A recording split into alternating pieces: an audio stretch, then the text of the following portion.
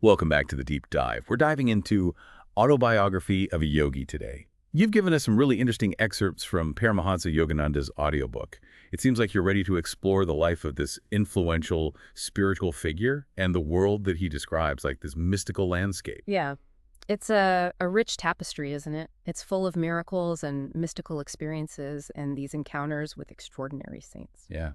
It feels like stepping into another dimension, honestly. Where do we even Right. begin? Well, maybe the best place to start is with Yogananda's early life. His autobiography, it's not just a personal story. It's like a window into the spiritual landscape of India in the early 20th century. All that stuff about, his childhood yearning for the Himalayas, his fascination with yogis, it all speaks to this deep spiritual hunger that was present from a very young age. Yeah, you're right. That longing for the Himalayas, it's palpable. Even in the excerpts that you selected, it's not just like wanderlust. It's a soul-deep yearning for something more. What do you think that says about Yogananda's path? Like, was he always meant for a life outside the ordinary? It's fascinating, isn't it? The repeated attempts to run away to the Himalayas, especially that one with his friend Amar, it suggests that this wasn't just some youthful whim, right? Like it speaks to an inner calling, a sense of destiny that was pulling him towards a life that was beyond the conventional. And there's that mysterious silver amulet. It appears and disappears throughout those early years. Was that a tangible symbol of this destiny, do you think? The silver amulet, yeah, that's a powerful symbol. It embodies this idea that our lives are shaped by unseen forces, karma. Maybe by a plan that extends beyond our current understanding. Its appearance after his mother's death and its eventual vanishing, it suggests that it served a specific purpose, in his journey, a kind of spiritual guidepost. Makes you wonder if there are unseen forces guiding us all, leaving little breadcrumbs along the way. But before we go too deep into that rabbit hole, there are all these other saints that Yogananda encounters in his youth, like the saint with two bodies. That sounds like something straight out of a sci-fi novel. Yes, Swami Pranabananda. His ability to appear in two places simultaneously really challenges our notions of what's possible, doesn't it? It forces us to consider the limitations of our own perception and the potential for realities that are beyond what we can currently comprehend. It's definitely a mind bender. It makes you question everything you thought you knew about the physical world. But was this some kind of illusion, or was this a genuine demonstration of yogic power? What do you think? That's the heart of the question, isn't it? Yogananda describes it as a genuine display of yogic mastery, the ability to transcend the limitations of the physical form. It suggests that perhaps reality is far more fluid and malleable than we tend to believe. It certainly makes you wonder what other seemingly impossible feats might be achievable if we could tap into that level of awareness. And then there's the Tiger Swami, wrestling tigers with his bare hands. What kind of training regimen does that require? The image of the tiger Swami, or Swami Kabalananda, it is certainly striking. But I think it's important to look beyond this spectacle. He wasn't just a strong man, he was a powerful yogi who had achieved a high level of spiritual realization. Remember, he encouraged Yogananda to focus on conquering the inner beast of ignorance rather than outward displays of strength. So perhaps his physical prowess was a manifestation of his inner mastery, a symbol of his ability to subdue his own limitations. So it's not just about physical power, it's about mental and spiritual discipline. I'm sensing a theme here. And speaking of challenging our perceptions of reality, what about the levitating saint, Master Mahasaya? Was that another example of yogic power defying the laws of nature? Master Mahasaya's levitation during meditation is yet another instance where Yogananda's experience kind of clashes with our conventional understanding of reality. It begs the question, are these so-called miracles truly supernatural, or are they simply expressions of natural laws that we haven't yet fully grasped? It's definitely a lot to wrap your head around. It seems like Yogananda's life was filled with these extraordinary encounters from a young age. But of all these figures, the meeting with his guru, Sri Yukteswar, seems to be the turning point, the catalyst that propels him on his spiritual journey. Absolutely. And the setting for their first encounter is so intriguing. Not a mountaintop or an ashram, but a crowded lane in Benares, a seemingly ordinary backdrop for such a life-altering event. It makes you wonder if those pivotal moments are often hiding in plain sight, disguised as everyday occurrences. And there's this fascinating tension in their initial exchange. Yogananda, still fixated on his desire to go to the Himalayas, is met with Sri Yukteswar's instruction to return home and continue his education. You'd think after years of longing he'd be ecstatic to finally meet his guru and follow his every command. But there's a part of him that's still clinging to his own desires, his own vision of what his path should look like. That's such a relatable human experience, even in the realm of the spiritual. We have these ideas about what enlightenment should look like, where it should take place. Yeah. And sometimes those expectations clash with the guidance we receive. Do you think that initial resistance is a common part of the guru-disciple relationship? It's an important point you raise. True surrender to a guru involves relinquishing our preconceived notions and trusting in a wisdom that might surpass our own. It's about acknowledging that the path to self-realization might not always unfold according to our personal timeline or preferences. So Yogananda, though initially hesitant, ultimately obeys and heads back to Calcutta. But eventually, he finds himself at Sri Yukteswar's hermitage in Serampore. What was life like at the hermitage? Did the reality match up to the idealized version he held in his mind? Life at the hermitage was a blend of spiritual practice and worldly duties. It wasn't a retreat from life, but rather an immersion in a different way of living, a way of integrating spiritual principles into the everyday. Yogananda describes the simplicity of their routine, the focus on meditation, and the lessons he learned from his guru, often through seemingly mundane experiences. It wasn't all cosmic visions and miraculous feats. There was a lot of chopping wood and carrying water. So even in this seemingly otherworldly setting, there was an emphasis on practicality and balance. It wasn't just about escaping the world, but about learning to navigate it with a different kind of awareness. Can you give us an example of what those everyday lessons look like? Well, there's that famous story of the mosquito lessons. Yogananda, gets frustrated with these pesky mosquitoes and complains to his guru. Instead of offering like a magical solution or sympathizing with his discomfort, Sri Yukteswar playfully yet firmly tells him to change himself, not the mosquitoes. That's a fantastic lesson. It's so easy to get caught up in trying to change our external circumstances when the real work is often about shifting our internal state. But did Yogananda get the message right away? Not exactly. He still had some ego to shed. Which brings us to the hilarious tale of the cauliflower robbery. Yogananda, he's quite proud of these enormous cauliflowers that he's grown and offers them as a gift to Sri Yukteswar. The guru tells him to keep them in his room, but advises him to be careful. Yogananda, of course, forgets to lock the door. And later, during their walk, Sri Yukteswar predicts that a certain man will come along and serve as the instrument of Yogananda's punishment. Wait, so he orchestrated this whole elaborate scenario just to teach a lesson about attachment. That's brilliant, but also kind of sneaky. What do you think? Was that a bit manipulative? It certainly raises questions about the methods employed by spiritual teachers, but perhaps there's a deeper message here about the universe itself. Maybe it's not always about some grand cosmic plan, but rather about the playful, sometimes mischievous way that life unfolds, presenting us with opportunities to learn and grow, even if they come in the form of stolen vegetables. It's like a cosmic prank with a spiritual lesson embedded within it.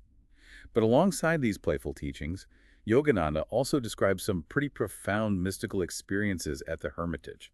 Indeed, the hermitage wasn't just a place for gardening and mosquito battles. There were moments of extraordinary spiritual revelation, experiences that pushed the boundaries of what Yogananda thought was possible. The healing of the sleepless saint, for example, is a powerful story of illusion, ego, and the realization that the true guru resides within. You're right, that story stands out. There's this man who claims to have never slept a day in his life, but Sri Yukteswar sees through the facade and exposes his trickery. Later, this saint falls ill, and Yogananda uses techniques he's learned from his guru to heal him. What do you think is the deeper meaning behind this encounter? It's a potent lesson, isn't it? Perhaps it's a reminder that even in the spiritual realm, the ego can find ways to inflate itself, to seek validation and attention. The sleepless saint had built his identity around this false persona, and it took Sri Yukteswar's piercing insight to expose the truth. And the fact that Yogananda was able to heal them suggests that true spiritual power comes from a place of humility and authenticity, not from contrived displays or self-aggrandizement. And then there's Yogananda's experience of cosmic consciousness, triggered by a simple touch from Sri Yukteswar. It sounds like something out of a mystical movie. Do you think those kinds of experiences are accessible to everyone, or are they reserved for a select few? Yogananda's description of his cosmic consciousness experience is breathtaking. It's a glimpse into the vast interconnectedness of all things, a state of unity beyond words. While such experiences may seem extraordinary, I believe they point to a potential that exists within us all.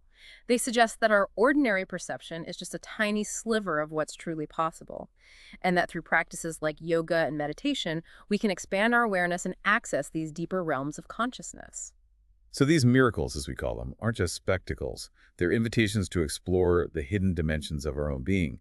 But it also seems that these experiences are often intertwined with the challenges and lessons of everyday life, even the ones involving stolen cauliflowers. Yeah, it's pretty amazing how those seemingly mundane experiences can be woven into this tapestry of spiritual awakening. It's a reminder that the path to self-realization, isn't always linear or predictable. Right. It's like life's constantly throwing these curveballs, testing our attachment, our sense of humor, our ability to adapt. Mhm. But maybe those curveballs are actually like spiritual assignments in disguise. Maybe, yeah. But getting back to the more extraordinary events, there's that story about the reformed atheist who comes to the hermitage challenging Sri Yukteswar's teachings. What was that about? Was Sri Yukteswar trying to, like, convert him or something? That encounter is particularly revealing, isn't it? It speaks to Sri Yukteswar's approach to spiritual inquiry. He wasn't interested in, dogma or blind faith. He challenged this skeptic not with theological arguments, but with a simple invitation to, look inward. He told him to, examine your thoughts unremittingly for 24 hours, then wonder no longer at God's absence. It's like you were saying, don't just take my word for it, put it to the test yourself. Like, experience is the ultimate proof. Precisely. And it's remarkable that this staunch atheist, after a day of intense introspection, undergoes a profound shift in perspective.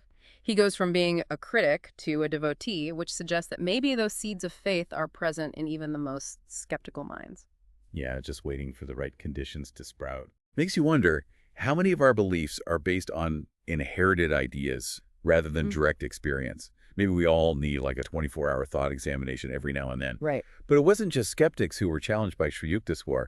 There's that story about the scholar who tries to impress him with his vast knowledge of the scriptures.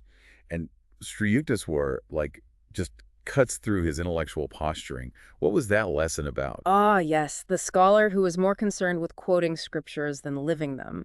Sri Yukteswar, with his characteristic directness, asked him, what original insights have you gained from your studies? How have these ancient truths transformed your life? It's a reminder that knowledge without application, without integration into one's being, is ultimately hollow. Yeah. It's like the difference between reading a cookbook and actually preparing a meal. You know what I mean? You can memorize all the ingredients and techniques, but until you get your hands dirty and taste the results, you haven't truly grasped the essence of the dish. That's a wonderful analogy. It speaks to the heart of Sri Yukteswar's teachings. He emphasized that wisdom isn't something you acquire through books or lectures, but rather through direct experience, through embodying those teachings in your everyday life. So it's about bridging the gap between theory and practice, between head and heart. Exactly. It's not just about what you know, but how you live. But this idea of balance wasn't just about intellectual understanding. It extended to all aspects of life at the Hermitage, didn't it? Indeed. Sri Yukteswar wasn't like some otherworldly ascetic who lived solely in the realm of the spiritual. He was very much grounded in the practicalities of daily life. He managed his property, interacted with people from all walks of life, and even took care of his disciples' needs, He wasn't afraid to get his hands dirty, both literally and metaphorically. So even in the spiritual haven, there was a focus on the mundane tasks, the everyday responsibilities that make up a human life. That's a refreshing perspective, especially when we think about that, that image of yogis living in caves or on mountaintops, like detached from the world. It sounds like Sri Yukteswar was teaching a path that embraces the fullness of human experience, with all its complexities and contradictions. Absolutely. He understood that true spiritual growth doesn't happen in a vacuum. It happens in the messiness of life, through our interactions with others, through the challenges and joys we encounter along the way. And he wasn't just a passive observer of life. He was actively engaged, standing up for justice, defending those who were wronged, and even calling out hypocrisy when he saw it. There's that story about the corrupt court deputy who comes to serve him with a legal summons, and the deputy's incredibly rude and disrespectful. I would have been tempted to throw down, but Sri Yukteswar, he remains calm and composed, even protecting the deputy from his disciples' anger. That takes a lot of self-restraint. It's a remarkable display of his nonviolent nature and his deep understanding of karma. He didn't react out of ego or a desire for revenge. He understood that violence begets violence, and that true strength lies in the ability to respond to aggression with compassion and understanding. He embodied that Vedic saying, softer than the flower where kindness is concerned, stronger than the thunder where principles are at stake. It's that duality again, that ability to be both strong and gentle, wise and humble, Do you think those were some of Sri Yukteswar's defining qualities? Absolutely. And he wasn't afraid to challenge people's egos, to expose their self-importance. He once remarked that some people try to be tall by cutting off the heads of others. It's a sharp observation about the human tendency to try to elevate ourselves by diminishing others. Ouch, that hits close to home.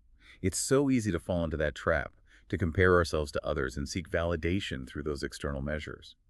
But it sounds like Sri Yukteswar was encouraging a different approach, a path of inner growth rather than outward striving. Precisely. He wasn't concerned with accolades or recognition. His focus was always on helping his disciples realize their own potential, to awaken to the divine spark within. He was a true guide, a mentor, a friend, offering practical advice, spiritual guidance, and even financial support when needed. He genuinely cared for his disciples' well-being, not just their spiritual progress.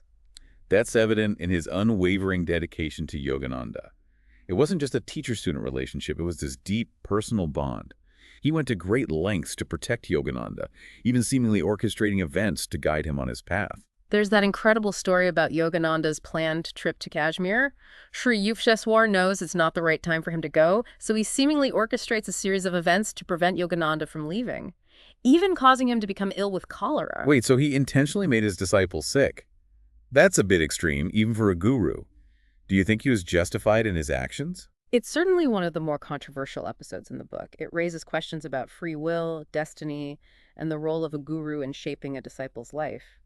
But perhaps we can view it from a different perspective. What if this wasn't about control or manipulation, but about a profound understanding of Yogananda's karma? His soul's journey.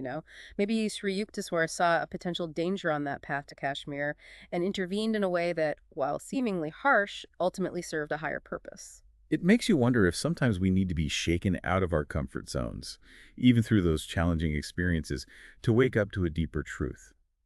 And the fact that Sri Yukteswar miraculously heals Yogananda after he surrenders to his guru's will, that adds another layer of complexity to this whole story. Indeed. The line between guidance and interference can be, blurry at times. But perhaps that's the nature of the guru-disciple relationship. It's a dance of trust and surrender, a journey of transformation that requires us to relinquish our ego's grip and embrace a wisdom that may operate beyond our current comprehension. And it seems like Sri Yukteswar was a master at working with these subtle forces, guiding his disciples towards their ultimate liberation, even if it involved a bit of cosmic trickery along the way.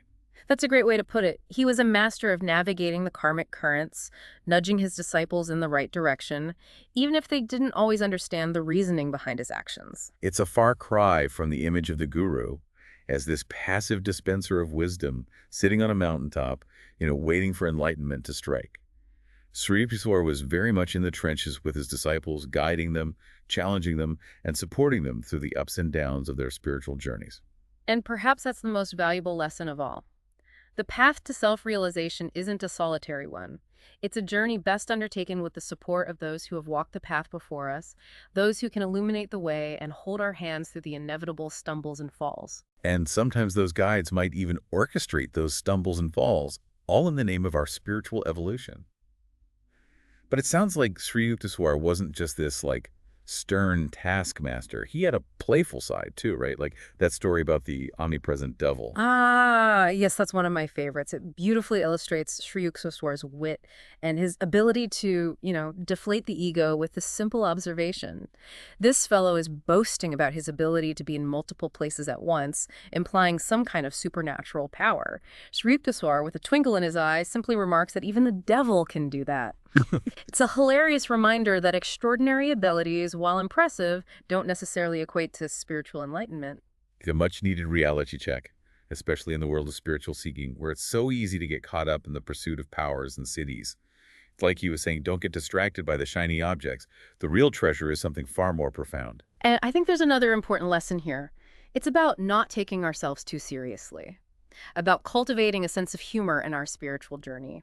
Sri Yukteswar understood that laughter can be a powerful tool for detachment, for letting go of our rigid beliefs and embracing a more expansive view of reality. Yeah, it's like a pressure valve release. Yeah. Allowing us to laugh at our own foibles, our attachment to our ideas, our tendency to, inflate our own importance. Exactly. It's a reminder that the path to enlightenment doesn't have to be this somber, self-flagellating affair.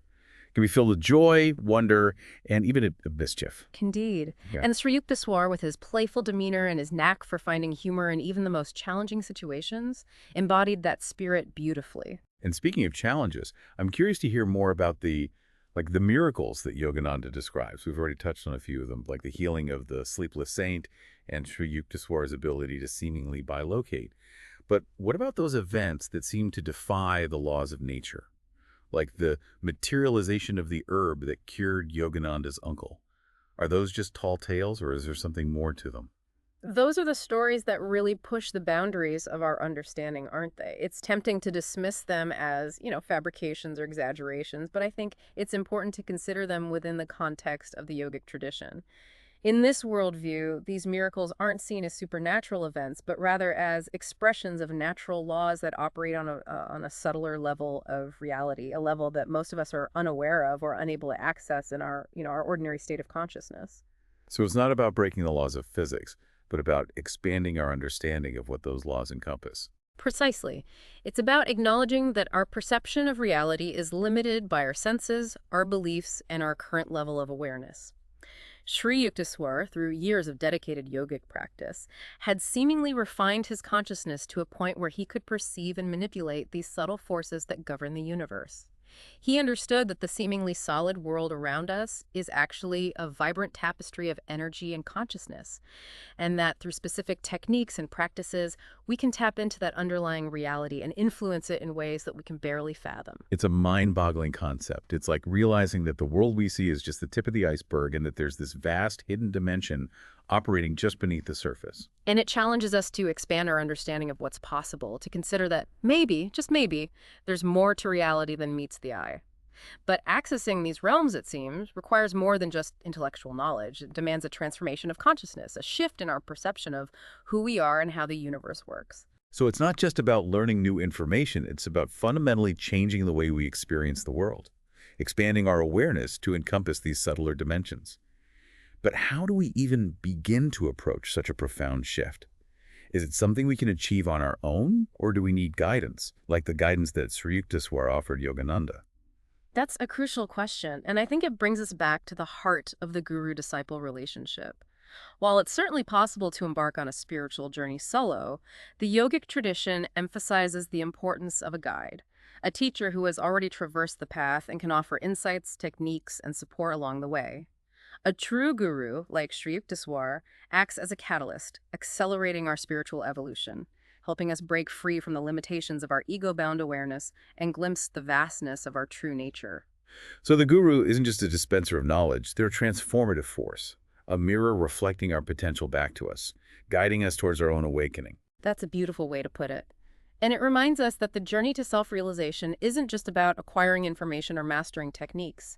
It's about a deep, heart-centered transformation that often requires the support and guidance of those who have already walked the path. And as we've seen through Yogananda's experiences, that guidance can come in many forms. Through direct teachings, through seemingly mundane events, through challenging encounters, and even through seemingly miraculous interventions. Indeed. The path is rarely straightforward or predictable. It's a tapestry woven from the threads of our karma, our aspirations, our encounters, and the grace of those who guide us along the way. As we delve into these stories, I find myself wondering about Yogananda's purpose in sharing his experiences with the world. Was it just to, entertain us with tales of the mystical and miraculous? Or was there a deeper intention behind his autobiography? That's a great question, and I think it gets to the heart of why Autobiography of a Yogi continues to resonate with readers decades after its publication. It's not just a collection of fantastical stories, it's an invitation to explore the hidden dimensions of our own being, to consider the possibility that the world is far more wondrous and mysterious than we tend to believe. So it's not just about Yogananda's journey, it's about our own potential for awakening, for experiencing that divine spark that resides within each of us. Exactly. And perhaps by sharing his experiences, both the ordinary and the extraordinary, Yogananda was planting seeds of possibility in the minds of his readers, inviting them to question their assumptions, to expand their awareness, and to embark on their own journeys of self-discovery. It's like he's throwing open the doors to this hidden world, saying, look, this is possible. This is what awaits you if you dare to step beyond the limitations of your current perception. And it's a message that seems particularly relevant today, in a world that often feels fragmented and disconnected from its spiritual roots. Perhaps Yogananda's autobiography serves as a reminder that the path to wholeness, to inner peace, to a deeper connection with ourselves and the universe is available to all of us if we're willing to open our minds and hearts to the possibilities. It's an inspiring thought, and it leaves me eager to hear more about Yogananda's journey, particularly how he brings these teachings to the West, and how they're received in a culture that's often skeptical of anything that deviates from the materialist worldview. That's a story for another time, but for now, let's take a moment to reflect on what we've explored so far. What stands out to you from all these stories? From Sri Yukteswar's teachings, from the life at the Hermitage? What resonates most deeply with your own experience, your own aspirations? There's so much to ponder. The image of that Tiger Swami, the lessons about conquering the inner beast, the idea that the path to enlightenment is paved with stolen cauliflowers. And the notion that miracles might not be violations of natural law, but expressions of a deeper understanding of how reality operates. And perhaps most importantly, the realization that we're not alone on this journey. There are guides, teachers, mentors, even cosmic pranksters waiting to nudge us in the right direction, to challenge our assumptions and to awaken us to the boundless potential that resides within each of us. Beautifully said. And perhaps as you continue your exploration of Yogananda's autobiography, you'll find yourself drawn to certain passages, certain stories, certain teachings that speak directly to your own heart, your own longing for meaning and connection. It's an invitation to go beyond the words on the page and discover the living truth that pulses beneath them, a truth that resonates in the depths of our own being. And who knows, maybe along the way we'll even encounter a few miracles of our own. That's the beauty of this journey. It's filled with those unexpected twists and turns, profound insights, and moments of grace that remind us that the universe is a far more magical and benevolent place than we often realize. And with that thought, let's take a brief pause to gather our thoughts and prepare for the final leg of our deep dive into the world of Autobiography of a Yogi. Welcome back to the Deep Dive. We've been exploring this incredible life and the teachings of Paramahansa Yogananda, guided by these fascinating excerpts that you picked from his Autobiography of a Yogi. Right. We've journeyed from his, youthful yearning for the Himalayas to his transformative encounters with saints and sages. It all kind of culminates in his profound relationship with his guru, Sri Yukteswar. It's been quite a journey. It really has. We've encountered those levitating saints, tiger wrestling yogis, even a few stolen cauliflowers along the way. And a sleepless saint. Yeah. But beyond those captivating stories, what's really struck me is the depth of the wisdom that's embedded in Yogananda's experiences. You're right. It's not just a collection of these fantastical tales. It's an exploration of human potential, like a testament to the power of the human spirit to transcend limitations and connect with a deeper reality. And Sri Yukteswar, with his playful wisdom and, and those unconventional teaching methods, he was this guiding force in Yogananda's awakening. He seemed to understand that the path to enlightenment, it isn't a straight line. It's like this winding road with unexpected detours and delightful surprises. Absolutely. He wasn't just teaching techniques. He was embodying a way of life, a way of integrating those spiritual principles into the everyday, balancing meditation with action and wisdom with humor and detachment with compassion. He definitely wasn't your typical guru sitting on a mountaintop. He was engaged with the world, challenging injustice, managing his property, even cracking jokes about the omnipresent devil. That story about the devil is a classic, isn't it? It reminds us not to take ourselves too seriously, to cultivate a sense of humor, in our spiritual journey. Sometimes a well-placed jab at the ego can be more effective than years of meditation. It's like a cosmic punchline, like a reminder that we're all part of this grand cosmic play, and that laughter can be this powerful tool for liberation. And speaking of liberation, we've talked a lot about these, miracles that Yogananda describes, those seemingly impossible feats that challenge our understanding of reality. Right. We've talked about the healing of the sleepless saint and Sri Yukteswar's ability to materialize in two places at once, and even the materialization of that herb that cured Yogananda's uncle. Are these just like tall tales, or is there something more to them? It's tempting to dismiss them as mere fantasy, but I think it's more fruitful to consider them within the context of the yogic worldview. In this perspective, miracles aren't like supernatural events, but rather expressions of natural laws.